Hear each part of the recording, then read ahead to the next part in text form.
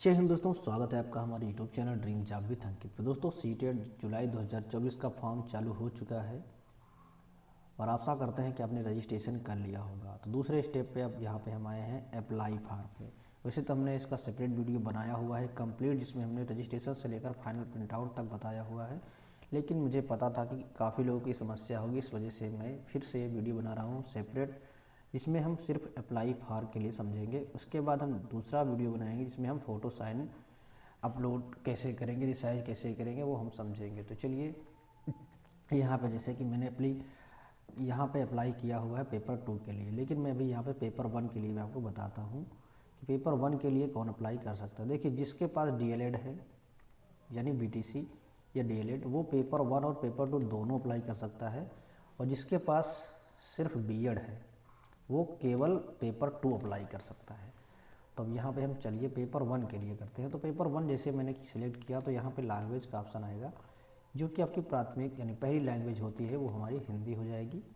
आपकी किस में दूसरी भी हो सकती है। देखिए यहाँ पे बहुत सारी ऑप्शन दिए गए हैं। उसके बाद दूसरी लैंग्वेज यहाँ से हम चूज़ करेंगे, ये आपकी संस्कृत या फिर दूसरी कोई भी हो सकती है, हिंदी नहीं होगी।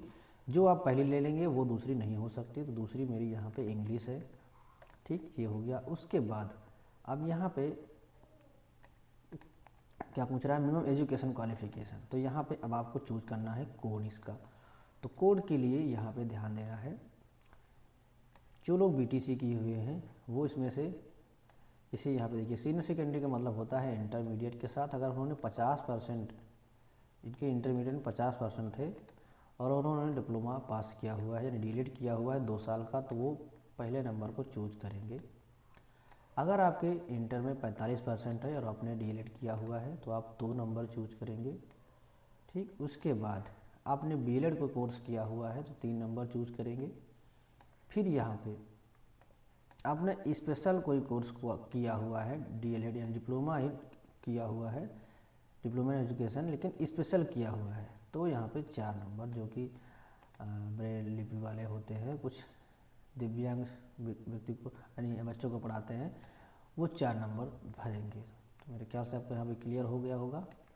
1 नंबर जिनका 50% प्लस डिप्लोमा, 2 नंबर जिनका 45% प्लस डिप्लोमा, 3 नंबर जिनका बीएलएड है, 4 नंबर जिनके पास स्पेशल एजुकेशन से डिप्लोमा है। तो यहाँ पे सारे नंबर क्लियर हो गए, तो मैं यहाँ पे पहले वाले को चूज कर लेता हूँ। ठीक, ये हो गया जिन्होंने डीएलएड किया हुआ है। उसके बाद यहाँ पे डीएलएड किए हुए हैं तो डिप्लोमा सेलेक्ट करेंगे, और बीएड किए हुए हैं तो डिग्री सेलेक्ट करेंगे। ठीक, तो यहाँ पे पेपर 1 के लिए ये हो गया। अगर आप पेपर बोथ कर रहे हैं, पेपर 1 और पेपर 2, चलिए उसके पहले पेपर 2 के लिए देख लेते हैं। तो अगर आप पेपर 2 सेलेक्ट करते हैं केवल, जैसे कि बीएड वाले, तो क्या भरेंगे, वो यहाँ पे पहले हिंदी सेलेक्ट करेंगे या इंग्लिश सेलेक्ट करेंगे। दूसरा में इंग्लिश या संस्कृत या फिर कोई अदर लैंग्वेज, जो भी आपकी इच्छा हो। मैं मान लेता हूँ संस्कृत अगर आप चूज किए हैं। फिर यहाँ पे कोड आपके पास आएगा। अब यहाँ पे हमारे पास टोटल देखिए यहाँ पे 8 कोड आ रहे हैं, जिसमें से पहला है आपका ग्रेजुएशन 50% के साथ, क्या जो है ग्रेजुएशन एंड पास या appearing in final year 2 year diploma in elementary education, यानी ये डीएलएड के लिए है। जो हमने डीएलएड सेलेक्ट किया हुआ है पेपर 2 के लिए, तो हमारा है नहीं। ठीक, अगर आपके पास डीएलएड है तो यहाँ पे, और पेपर 2 केवल देना चाहते हैं तो आप पहला ऑप्शन चूज करेंगे। फिर है यहाँ पे, अगर आपके पास बीएड है और ग्रेजुएशन में आपके 50% है तो आप 2 नंबर चूज करेंगे। ठीक है, बीएड प्लस 50% 2 नंबर चूज करेंगे।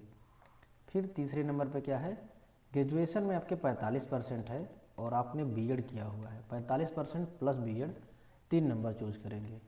फिर यहाँ पे अगर आपने बीएड कोर्स किया हुआ है 4 साल का तो 4 नंबर चूज करेंगे। अगर आपने 4 साल का बीए बीएससी या बीएड या बीएससी एड कंबाइंड जो कोर्स होता है इसको किया हुआ है तो आप 5 नंबर फिल करेंगे।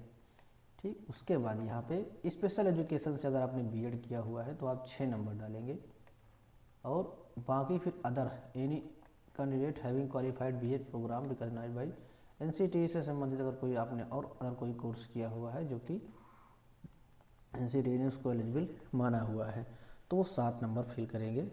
और फिर आपने PG के साथ साथ में BEd एमएड 3 साल का कोर्स किया हुआ है तो 8 नंबर सिलेक्ट करेंगे। अब यहाँ पे हम आते हैं नॉर्मल वाले, जो सामान्य कैंडिडेट होते हैं, तो डीलेड वाले 1 नंबर चूज करेंगे, और बीएड में जिसका 50% है वो 2 नंबर, और जिसका नहीं है 45% है वो 3 नंबर करेंगे बस। बाकी और कुछ नहीं नीचे करना है, नीचे के चक्कर में आप लोग मत करिएगा। और जो कुछ लोग पूछते हैं कि अपेयरिंग वाले कौन सा भरेंगे, अपेयरिंग वाले कुछ लोग 7 नंबर को यहाँ पे ऑप्शन देते हैं, तो 7 नंबर से कोई मतलब नहीं है। अपेयरिंग और जिसका कंप्लीट हो चुका है सभी लोग इसी ऑप्शन को चूज करते हैं, क्योंकि हर जगह पे देखिए पास या अपेयरिंग का ऑप्शन आपको देखने को मिलता है, तो कोई ज़रूरी नहीं कि आप अपेयरिंग हैं तो आप दूसरा कोड भरेंगे, आपको कोड वही भरना है। तो यहाँ पे हम करते हैं 2 नंबर को सिलेक्ट। अगर हम फिर यहाँ पे देखिए, अगर पेपर 2 सेलेक्ट करते हैं तो आपको एक यहाँ पे पेपर 2 के लिए एक सब्जेक्ट चूज करना पड़ता है। अगर साइंस साइड है तो आप मैथ एंड साइंस सेलेक्ट करेंगे, आर्ट साइड है तो आप सोशल साइंस सेलेक्ट करेंगे, ठीक। उसके बाद यहाँ पे अगर आपने डिप्लोमा किया हुआ डिप्लोमा, डिग्री किया है तो डिग्री। अब यहाँ पे यदि आप दोनों सेलेक्ट करते हैं पेपर बोथ, तो उस केस में फिर आप यहाँ पे लैंग्वेज पहली जो भी रखेंगे, दूसरे में आपको यहाँ पे मतलब इंग्लिश रख देते हैं। फिर यहाँ से आप वही चीज़ हो गया। अब अगर आपने डीलेड किया हुआ है तभी आप दोनों भर सकते हैं, तो 50% के साथ है तो 1 डाल देंगे। उसके बाद यहाँ पे फिर हमने बताया है यहाँ पे भी 1 नंबर ही डालेंगे, ठीक। क्योंकि दोनों बीएड वाले BTC वाले या डीलेड वाले ही अप्लाई कर पा रहे हैं, तो यहाँ पे दोनों में उन्हें एक ही 1 नंबर डालना है। पहला नंबर अगर 50% इंटर में है तो इसे सभी के रहते हैं, अगर मान लो नहीं है बाई चांस तो आप 2 नंबर डालेंगे, अगर है तो 1-1 दोनों में डाल देंगे। इसमें भी आपको 1 डालना है और इसमें भी 1 ही डालना है, ठीक। तो 1-1 यहाँ पे डालना है आपको BTC वालों यानी डीलेड वालों के लिए, और बीएड वालों के लिए हमने आपको बताया ही, आपको सिर्फ 2 नंबर डालना है बस। उसके बाद यहाँ पे फिर वही है सोशल साइंस या मैथ जो भी आप सेलेक्ट करेंगे। अब डिप्लोमा यहाँ से सेलेक्ट करेंगे अगर आप डीएलएड वाले हैं तो।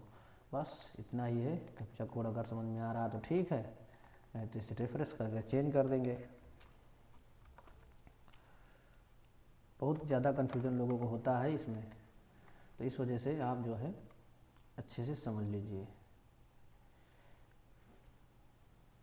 अब दोस्तों यहाँ पे नंबर आता है पास या अपेयरिंग। अगर अपेयरिंग करते हैं तो अपेयरिंग में देखिए कंडीशन क्या है, अभी यहाँ पे आ नहीं रहा है। हाँ, अपेयरिंग में अगर आप 2024 में पास होते हैं तभी आप एलिजिबल हैं, 2025 वाले एलिजिबल इसमें नहीं होंगे, ठीक।